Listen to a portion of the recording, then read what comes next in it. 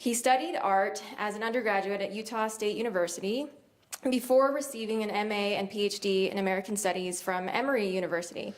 In addition to teaching interdisciplinary humanities and American Studies classes, he paints landscapes and contributes to the humor columns to Utah Life magazine. And they are both fly fishermen. So, there we go. If you wanted that. Well, let's see. Yeah, I need to be able to read this. Okay. Thank you, Kristina. It's a pleasure to be here. That was an excellent panel preceding us, so that was really stimulating for me. I'll just start by saying that my understanding of conservation and aesthetics is grounded in the wisdom of the great writer Aldo Leopold, and I'm hoping that he is known to some, if not most of you. He wrote in the early decades of the 20th century with a growing concern about recreation as a practice in American culture. He saw that it held both a great promise and a potential threat. The promise was that it meant that conservation, and we heard a little bit about this from Chad earlier, that could become more commonplace, and as a result we might begin to see more reasons to preserve beautiful spaces. But the threat was, as well as Stegner would later put it, we could love a place and still be dangerous to it. That is to say, we could love a place to death.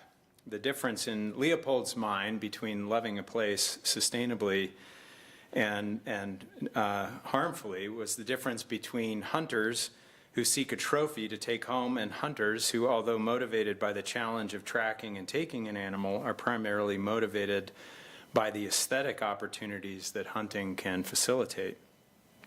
He was not one to argue, in other words, to leave nature alone. He saw recreation as a modern rehearsal of ancient practices of engaging the natural world, practices that we still need to perform, only that now in modern life they should function more like the high art of opera than a competition or a trip to the grocery store. In order to avoid the trophy mentality, it was key for him that we developed affection and appreciation, but also that we learned detachment that comes from a place of humility and a recognition of limits.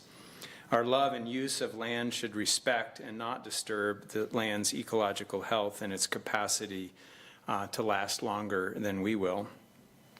So aesthetic experience was his answer to avoiding the use of recreation for the purposes of wanton consumption.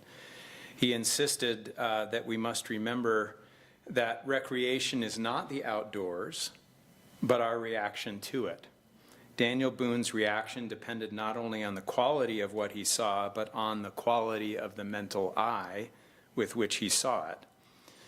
The creation of outdoor satisfactions, in other words, depends more on our capacity for deeper perception than it does on our capacity to go deeper into the wilderness. And one of his most beautiful and important statements in Sand County Almanac, he says, "It is the expansion of transport, that is, the artificiality of equipment that provides technological access to the environment, without a corresponding growth of perception, that threatens us with qualitative bankruptcy of the recreational process. Recreational development is a job not of building roads into lovely country, but of building receptivity into the still unlovely human mind." This is my mantra, I guess I would say. I've been trying to live by these words for most of my adult life. What is it exactly that Leopold hopes that we can perceive that will make such an important difference? For him, it is what he later describes as learning how to perceive nature's evanescence, its dynamic and constantly changing reality that comes from its perpetual cycle of death and rebirth. And this is what gets us at the heart of what he means by conservation aesthetic. It is an experience, maybe facilitated by a hunt or a camping trip. It could be mountain biking, it could be hiking, anything that could become a trophy or a commodity, but is saved from such a fate because of our openness to beauty, describing some place he must have seen once on a hike or a research or hunting trip. He says, I know a painting, and this is going to be a nice bridge to hearing from Kerry Soper. I know a painting so evanescent that it is seldom viewed at all, except by some wandering deer. It is a river who wields the brush, and it is the same river who, before I can bring my friends to view his work, erases it forever from human view. After that, it exists only in my mind's eye. So I want to focus on his choice of words here. He suggests that he knows not a place, but a painting, and he asserts that the artist is a river, not a human being, and the viewer is a deer, not a human being. This painting, however, has not been seen by his eyes, right? It's been witnessed by an animal witness. So and yet, this is, of course, a product of his own imagination, stimulated by his own experience and represented in his own language. So we could accuse him of anthropomorphism, but I like how unabashedly he uses his very human language and imagination to place himself at some remove from this place that creates a space of recognition of otherness, even though it is humanly drawn and imagined. And the great ecologist and nature writer Robin Wall Kimmerer, in her book Braiding Sweetgrass, another book that I think should be on everybody's nightstand, suggests that language is our unique human gift to give to the world, to the natural world, to use in response to the ways in which nature speaks to us beyond language, and to learn how to translate what we think it is saying into verbal description, praise, and respect. Kimmerer, as a Native American ecologist, does not believe that nature wants us to be ashamed of our unique human gifts, but to use them on its behalf. This is what she calls reciprocity, an element sorely missing in our relationship to the natural world. And I think maybe that's the difference between sort of taking pictures when we go out into nature, or maybe posting pictures of things we see, but feeling like if I have experienced beauty in the natural world, I owe something to that place rather than just my taking of the pleasure of it. But it now asks something of me. Language is a key element in how we constitute ourselves in relationship to nature, in other words. We can represent it, and I understand several of you are in an eco-poetics class, so you're probably talking about this a lot, but we can represent it to ourselves, not in a desire to possess it, but in a desire to let it stand independent, or perhaps better said, to establish a mutual interdependence in our imagination. For great nature writers like Leopold and Kimmerer, this is how we then go about interacting with the natural world in a more responsible way. We allow it to emerge within the language of human culture as a gathering of mutual and interdependent subjects, all with aesthetics, imagination, and language of their own. We gesture toward nature's otherness with neither the arrogance of assuming we can sum it up, nor with a timidity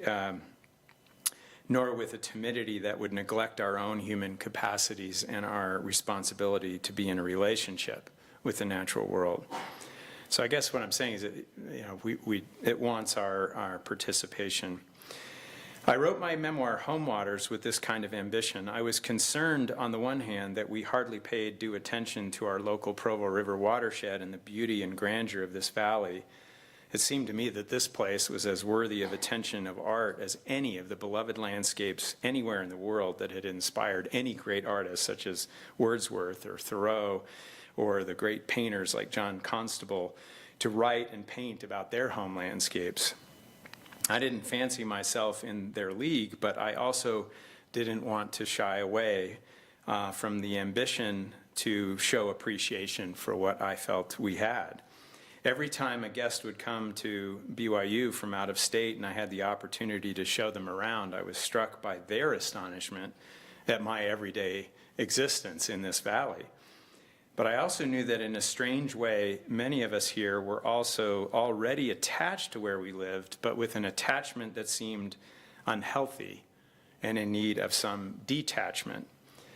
It felt more like a territorial or trophy attachment to place than it was a kind of aesthetic detachment that could respect the environment's integrity. Our sense of place in Utah Valley, in other words, seemed to use this place as a buffer to protect an identity. And that buffer allowed citizens to ignore Native American history and to exclude unwanted others. And in one of my more bitter moments in writing Home Waters, I wrote these paragraphs about this. And I'm a city council member in Provo. I've participated in this parade, so I just want to qualify what I'm about to read. Provo holds one of the largest 4th of July celebrations in the country, filling a stadium of 60,000 to listen to conservative talk show hosts MC a parade of nationalistic fervor. Homeland, Vaterland, Patria, a long history of converting all of nature into property and leaving no space for the indigenous, the aliens, strangers, and foreigners. At a recent political caucus in Provo, one delegate said with a straight face that Satan was bringing illegals to our country. Anti-immigration fervor is at a fever pitch.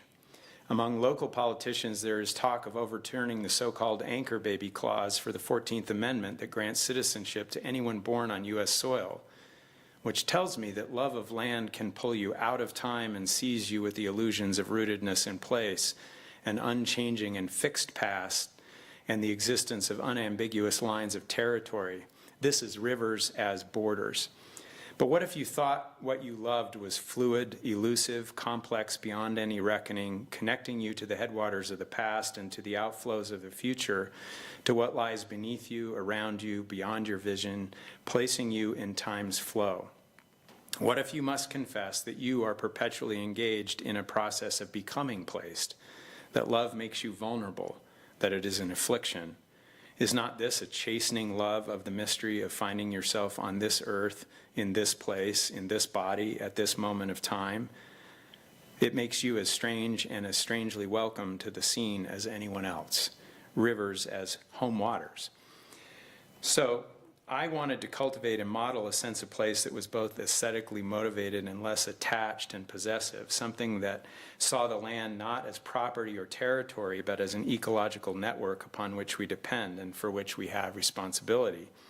And I found in Leopold's writings a model for how it might work. So I set out to explore a part of the Provo River watershed every week for the space of a year. Sometimes this was a hike or a mountain bike ride, sometimes it was fishing. In the winter, it was often with snowshoes or cross-country skis. I drove my kids to sledding. I was intentional, and I relied on the automobile to get myself to most places. I wore camelbacks and brought power bars. I very often brought friends, including Kerry, who was my mainstay on the river. So this wasn't John Muir or John the Baptist or even Thoreau. It was very suburban, very human, very modern. But it was desperate. I needed contact with the elements like I needed food and water, and I slowly felt I was rediscovering something ancient about me and about this place, something vital and sustaining. I wrote in my journal after every outing, and in my journal I sought to make the land more present, more of its own agent, and I sought to represent it in my language in a way that was deferential but welcoming of its more than human otherness. I wanted to work less on seeing the land for what it might lack and instead seeing its richness and fullness in its particulars, a way of seeing that might contribute to more roads that would venture further into my still unlovely human mind. That is why I ultimately preferred to think of the ideal relationship with place to be captured more by the phrase home waters, a fly fishing term for one's favorite bend of a river, and Kerry and I have a few that we won't tell you about. As preferable than the term homeland, which can convey something much more fixed and owned. This seemed to be one of the most important lessons of the river. I found that one key aspect of developing this writing was exploration, or what Andy Dillard, the great writer, once called reconnaissance. I needed to be in touch, I needed to have contact, and I needed to understand. Very little, as I say, about this was raw and unmediated. I was walking and looking around me with a kind of hunger for aesthetic pleasure, and I suppose I could be faulted for this, but the truth is that I saw and appreciated far more than I might otherwise have if I hadn't been given the responsibility to write a summary in simple and in clear, and I hoped well-crafted prose about what I observed and experienced. I only intended to write about the river. I kept myself completely out of it, but before long I discovered not just something of the forms and conditions and surprises of where I live, but something too about my own story and motivations and weaknesses as an observer. That is to say, even though I sought anonymity, I ended up discovering my own story. I'm not sure that art can save the world, but maybe it can save us. I've tried to beautify my still unlovely mind by learning to love the natural world, and both the inspiration I gained from artists and from my own attempts at art have helped me to reach the point where I feel I'm hopelessly in love with the natural world, with its beauty and strangeness, its darkness and indifference. I love its moods. I love its changing seasons, even though they break my heart. The end of fall always breaks my heart. Its never-ending dynamism. I love the way it makes me feel small and strange and maybe even at times unwelcomed as a stranger. I love the way it makes me feel healed, that I matter even or especially in those experiences of strangeness and smallness. I love that it brings out the best in me. I love to love it. And I love to express that love. I feel that I do so when I learn about it, when I explore it, touch it, smell it, caress it, listen to it, and look again at the movement of water over stone, at the movement of wind through the trees and the grasses, when I see American dippers bouncing on rocks ahead of me in the river and singing their triumphs. Or when I get really lucky and a sandhill crane or an osprey flies overhead, or I catch glimpses of bighorn sheep up in the crags far above me on canyon walls.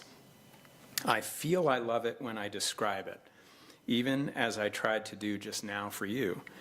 I felt love, because careful attention and honest description very quickly becomes praise, and praise becomes gratitude, and gratitude inspires a desire to serve, to give back, to reciprocate, to learn to love something by learning what it needs.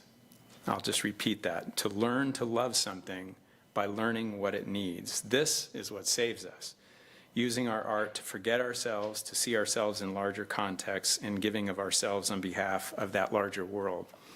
I'll just end by reading a brief passage from my book, Home Waters.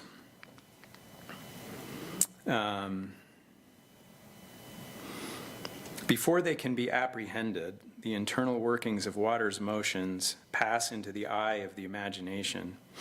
Standing in the middle of a river's moving current, the world seems to be an embrace, a song, maybe a dream, full of changing forms and colors that pass before the eyes, continually dying and being reborn. Whoever said that you can't step into the same river twice, however, never fished as a child. So what if one of them is a fiction to which you return again and again? The same substance, the same sensual reassurance of your belonging in the world, and with each immersion, the same mounting conviction of life's blessedness. It is true and more than lamentable that we misuse, poison, flush, evaporate, and divert water, but we will never destroy it. Water will just move somewhere else in the vast universe where it is more welcome. Time was when rivers were symbols of eternity, the recompense of God's regeneration of this desert world. But their endangerment has made them warning signs of shallow, fragile time, symbols of our own mortality. Our sustainability depends on how we immerse ourselves in the rivers of our imagination. How else to measure the turning and burning of the world? That's the way of it for me when I stand in that stretch of the Upper Provo. Every time I step off the bank and into the water, the shape of the current is noticeably different. The water is higher or lower. It is muddied, olive, or amber. The banks carved differently than before. Fixed places in the mind are no more fixed than the contours of this river, but my suspension of disbelief in my own imagination allows me to perceive the world's changes. Entering the same waters over and over again, it is finally the fact that I am a breathing and dying body that strikes me as the most strange. This wonderment at my own biology is the gift of the river, a fire of transmutation, repentance maybe, but never stasis, home waters. Thank you.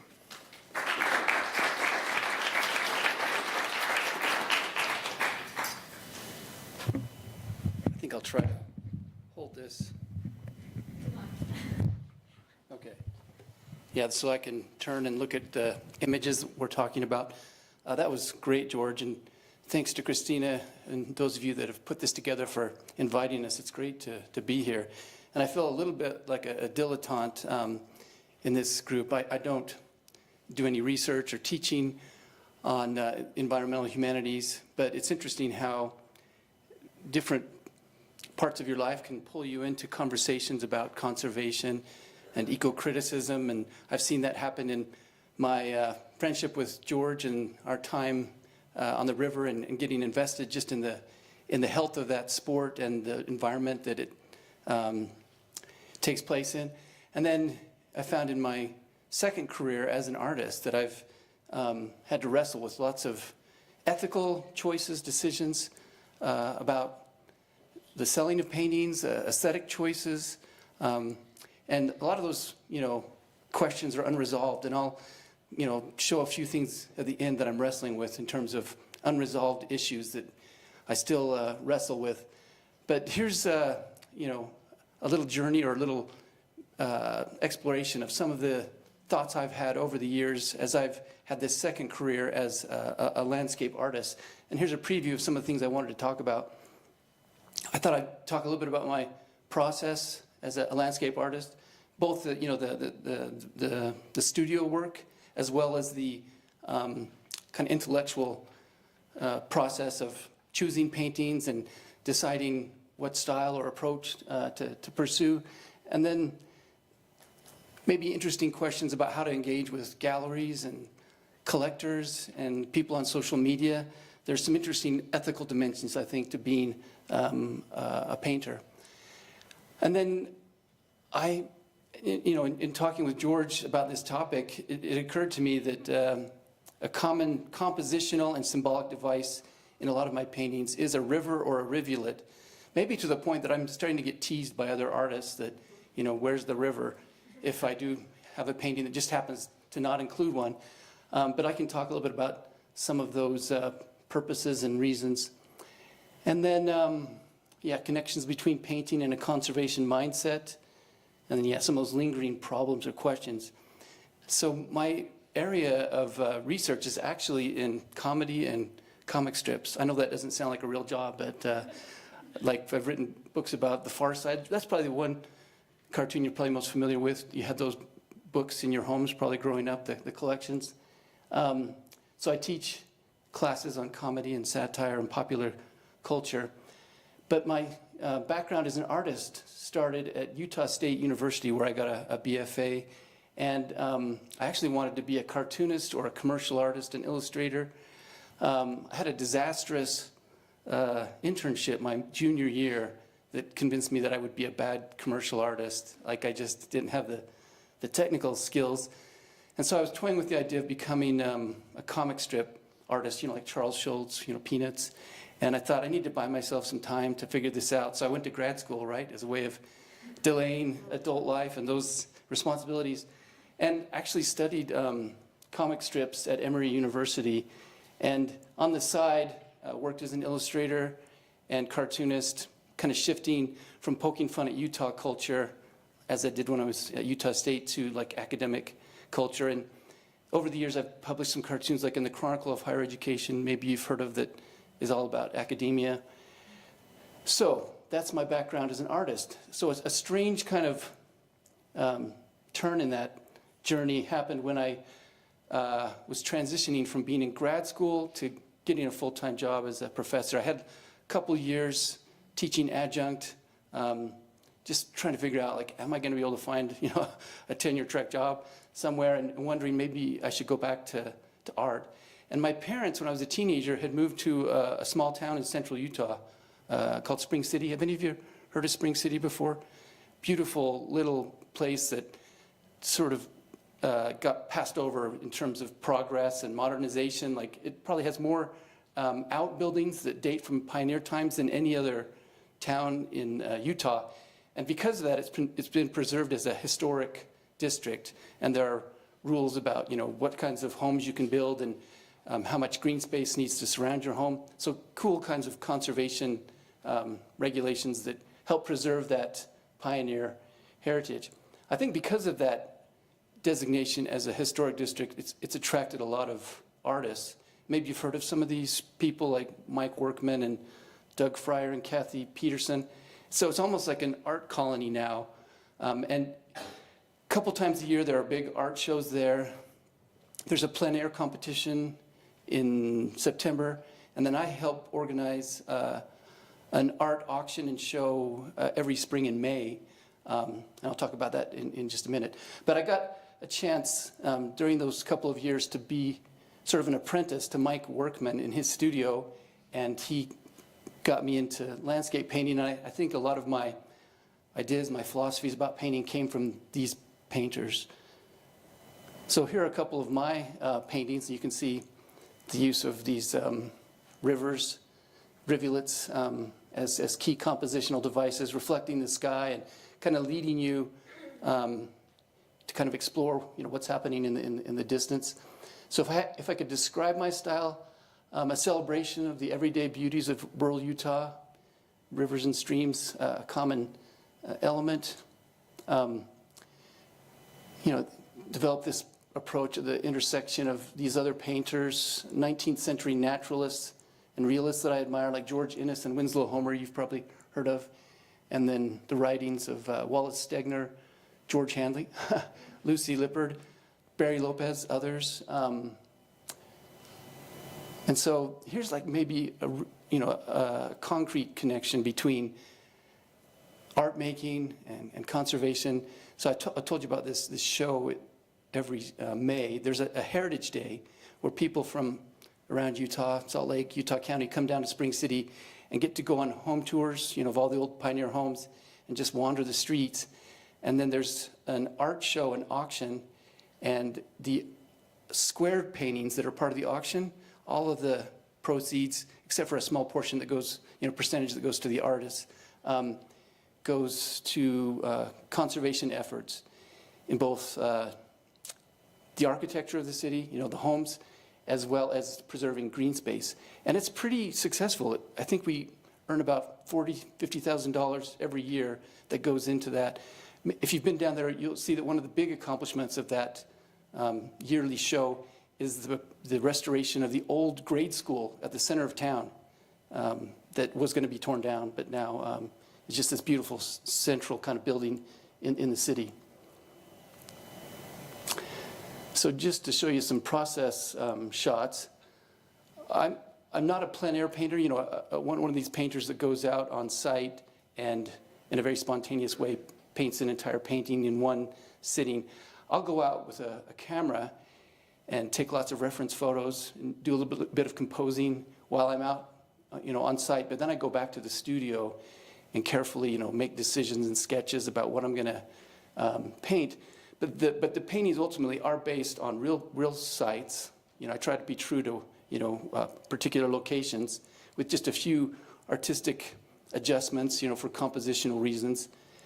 And then I also want to be true to what's there in terms of the everyday beauties, not to embellish it with blossoming flowers that maybe don't even exist in that environment or other kinds of romantic sort of exaggerations. So a very kind of sober, kind of naturalistic approach. It's oil painting. It's on a board rather than canvas. And, there's a gesso ground that you paint on. And I'll do an underpainting that's kind of monochromatic, sort of, an ochre or reddish color. And one purpose of that is to kind of give a sense of the undergirding of the earth itself, right, the soil in these scenes. So that kind of peeks through the cracks, maybe gives it a little bit of warmth, glow. And then as you let the different layers dry, you can go to full color. It takes several passes to fully, establish all the colors and values and details. But you can see, again, you've got these rivulets that work as these compositional devices, kind of leading your eye to explore some of the deeper parts of the landscape. This is in Heber Valley right here, some of those fields that are just east of Midway. And then this is down when you turn off Highway 6 onto 89 going into central Utah. Thistle. You remember that little town used to be right there that got covered in a flood back in the 1980s? That's right at that turn. Here's a process shot, one of these things you put on social media, right, where you do like a time lapse of your painting, just to give you an idea of sort of the process of that layering of full color on top of the monochromatic underpainting. That's a scene from Heber Valley as well.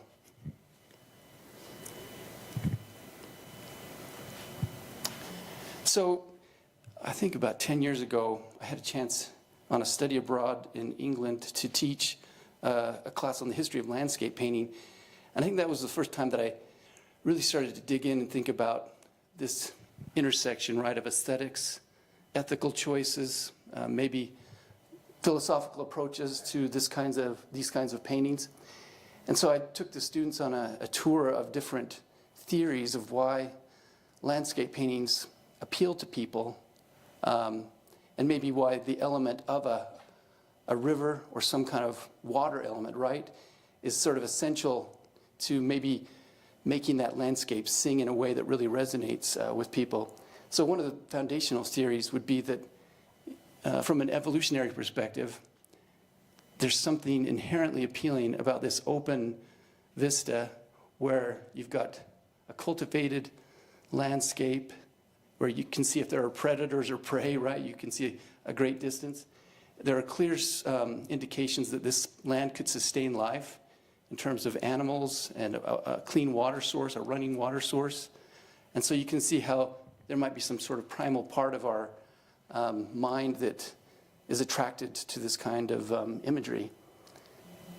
Made me think of this prank that these two Russian immigrant artists played. I don't know if you'd call it a prank, but maybe a social experiment where they were maybe struggling to get their art careers going, and they decided to hire some researchers to survey Americans about their preferences when it comes to landscape paintings, and to use that data to come up with the ultimate American painting, America's most wanted painting. And so you're going to try to squeeze it all into the same image. And so you've got this landscape, right, with a water element, you know, a lake or a stream. You've got sort of an alpine setting. And then I like how it just starts to get weird. Like, in addition to wildlife, you've got a historical figure, George Washington in a creepy way, just kind of standing in the middle. And then you got some innocent-looking children wandering in the front. I didn't bring an image of America's least wanted painting, but it's like an abstract kind of cubist image that has like denim textures and weird kind of oatmeal stuff going on the top of it. Like, you know, anything that an everyday person would be challenged to kind of decode because of its abstraction. To reinforce maybe the evolutionary undergirding of this image, they did the same experiment in other cultural traditions, and it's kind of uncanny how the similarities show up. So you've got almost the same scene in terms of the mountains and the water element and the trees, and then but you've got Chairman Mao kind of in a floating frame in China. You've got Jesus kind of in the center of the Kenya image, and I'm not sure what's going on in Russia up there, but we don't need to look into it carefully. All right, and then, you know, closely linked probably, but with like some more poetic and religious kind of undergirding, you've got these pastoral themes from the classical world and from Christian theology. So, you know, think of the classical notion of these Arcadias where shepherds and shepherdesses just enjoy, you know, the freedom of food and love and music in an innocent pastoral setting. And then the Christian associations too that come with, you know, the sheep and the flowing waters. Here's Thomas Cole's Journey of Youth that somehow works in some weird notions of manifest destiny as well, and this Edenic view of the American landscape. But those pastoral undergirdings, right? That's very fantastical. And then, getting into ethical considerations, there's some maybe ugly moments in the history of painting in general, landscape painting. Think of just how embarrassing the Rococo movement of art was in France, pre-French Revolution, when you've got aristocrats commissioning artists to paint, portraits of their courtesans, that they pursued, and then these sort of aristocratic scenes of pastoral ease that just feel a little bit rotten, right, in terms of the generosity of colors and sweet imagery. It reminds me of Marie Antoinette's little village that she built at Versailles that was like a fantasy of a peasant lifestyle. A real weird aestheticization, right, of poverty and a disconnect from people's real life struggles. So I think that highlights the way that sometimes, art making, art collecting, it can play into that aestheticization of poverty, of maybe minority figures, and just kind of cater to a bourgeois sensibility without really being connected to real world class issues or struggles. Then you've got the Romantic era with its notions of the beautiful, the sublime, and the picturesque. George mentioned Constable, this young kid playing by a stream. Some of those same pastoral notions evoked. And then I think it's fun to see the sublime version of the Romantic era as well. The wildness of some of these rivers, the way they should inspire us to have a sense of awe, maybe even humility in the face of the elements and the size of the universe, the natural world. And then there was this very popular movement called the picturesque that thrived in England that inspired a lot of people to become amateur painters, landscape artists. Everyday people bought watercolor sets and went on pilgrimages to places like the Lake District and did their own paintings of rivers and lakes and shared those with each other. A very democratic, kind of inclusive brand of art making. And then you've got theories of, in our contemporary world, we want a nostalgic escape from the busyness of our lives, technology and modernization and industrialization. So these paintings offer sort of a psychological escape. There's a George Inness painting. And then finally, a familiarity theory that we are attracted to landscapes that are part of our own upbringing and heritage. I'm thinking of my own memories as a kid growing up in Farmington, Utah, and wandering the foothills of the Wasatch Front and exploring irrigation ditches and streams, and how that becomes part of your, imprinted on your psyche in a deep way. So I'm attracted to those rural locales. Here's another one of my paintings. This is another scene from Heber Valley. Now, just to give a contemporary example of where maybe some of these aesthetic and ethical choices can get a bit sour, let me use as an easy punching bag Thomas Kincaid. And apologies if your family has invested large sums of money in one of his prints that probably is not worth a fraction of what they pay for it. Sorry. He used to have a store. Like, there was a whole Thomas Kincaid store over at University Mall. And one of the things that was so weird and kind of made me feel frustrated is they would hire these associates to customize your Thomas Kincaid print. And they would go to school for this, maybe for a week. And they would sit down with the people buying the print and say, what do you want, like, sort of pumped up in this painting? Like, do you want a little bit more blonde on that little kid's head in the foreground? And they'd take a glob of paint and, like, give it, some texture and, like, some highlight. And it would give the people the sense that they had some original art, even though it was a very superficial kind of gesture of originality. So clearly some sour grapes going on here with me. What an incredible businessman, right, in terms of his massive success. But it just feels to me like a misuse of many aspects of what an artist could or should do. So notice that he does these hyper-real fantasy landscapes where, again, you've always got this water element But it has this kind of sense of Edenic abundance, like there's no limits to both the water or the foliage or flowers that are all blooming somehow miraculously at the same time. It's always golden hour too, like either morning or evening, where you've got these cottages with glowing lights and smoke coming out of the chimneys. It's like eye candy, but not good for you, right? Like I think it gives you sort of intellectual indigestion. And then Lucy Lippard, an art critic, gives maybe a more eloquent explanation for why this kind of nostalgia for some place that never has existed is maybe a little bit unhealthy. She argues that fantastical nature photography and painting can falsify our collective memory, replacing complexity and ambiguity with packaged, comforting simplicity. It creates a past that is merely a refuge from the present rather than an inherited significance. And I think this is especially, maybe problematic in the American West, an arid environment where we have to be aware of the limits, right, of our water resources. Does it give us this escapist, hyper-real place to go to, as we hang these types of paintings on our walls that puts us in denial, right, about the limitations that surround us and maybe blinds us to some of the everyday beauties of our arid but cultivated landscape in Utah? I think just a couple more things that irritate me.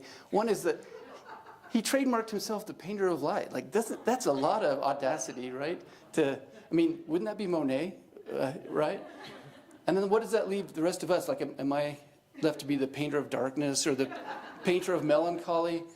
I'll go with that, but he just seems to have a lot of chutzpah. I remember back in 2005, it may have been the last year that Utah Valley published a printed phone book for the Valley, or for Orem and Provo.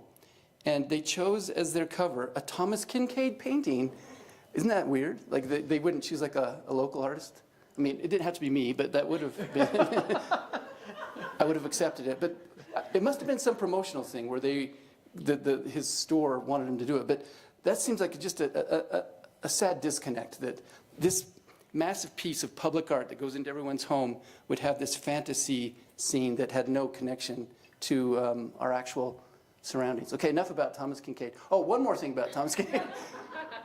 I just thought that's the most ridiculous thing. You combine Disney with him, and it's just like you're all of a sudden intellectually diabetic, right? So here's one of my paintings of Heber Valley. So, I'm also painting something at golden hour, at dusk, but I'm trying to be true to what's there and not, embellish it other than maybe adjusting some of the compositional elements. One thing I think I forgot to mention as I was running through the evolutionary, or the different theories, is the mental health theory that spending time in the natural world, right? You've probably seen these kinds of articles, can lower your blood pressure and reduce stress, and just has all kinds of health benefits. And I think you can bring some of that kind of mental health kind of benefit into your home with landscape painting. And simple compositional elements like the S-curve of a stream has connotations to it that make you feel, I think, a little bit less anxious. Like think of the regimented way that paths and roads that are human-made are created that evoke a sense of, technology and machinery. But then the natural erosion that causes oxbow lakes and S-curves in streams and rivers on a deep level is very soothing. And doing it in person, of course, has incredible benefits. But memories of those times when you've been on the river or been hiking along next to a stream can be, evoked, brought back through imagery like this that you bring into your home.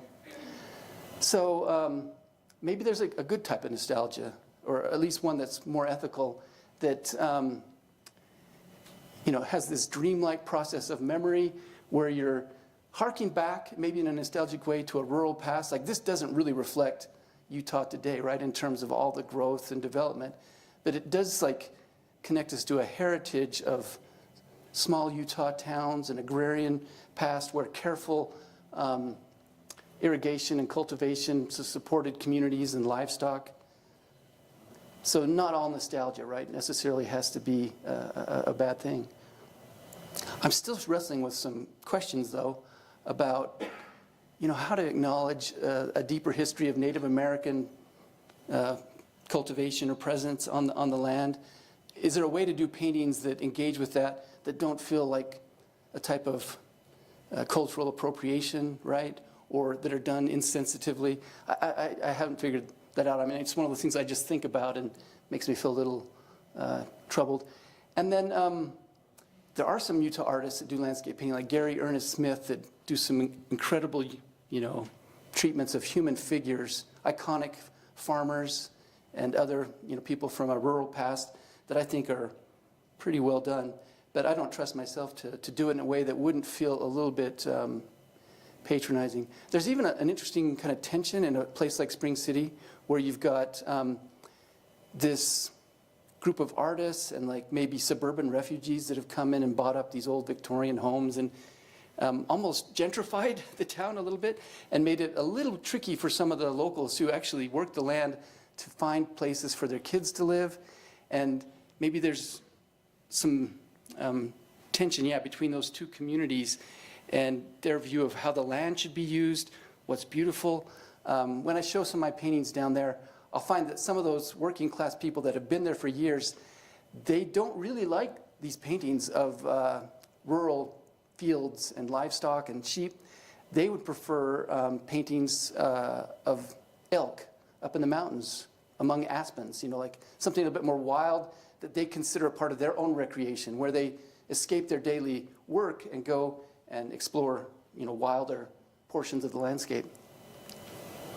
And then I was in George Handley's office the other day, and it occurred to me that in some ways you sort of are limited as a realistic painter or a naturalistic painter that in ways that an abstract artist wouldn't be. And here's just one example of this artist, Sarah Walker, that George bought a stained glass window from, that I think suggests ways that you can get into more kind of complex notions of how aesthetics and ecosystems intersect.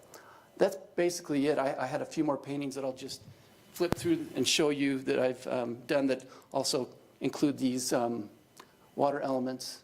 This is from Sanpete County.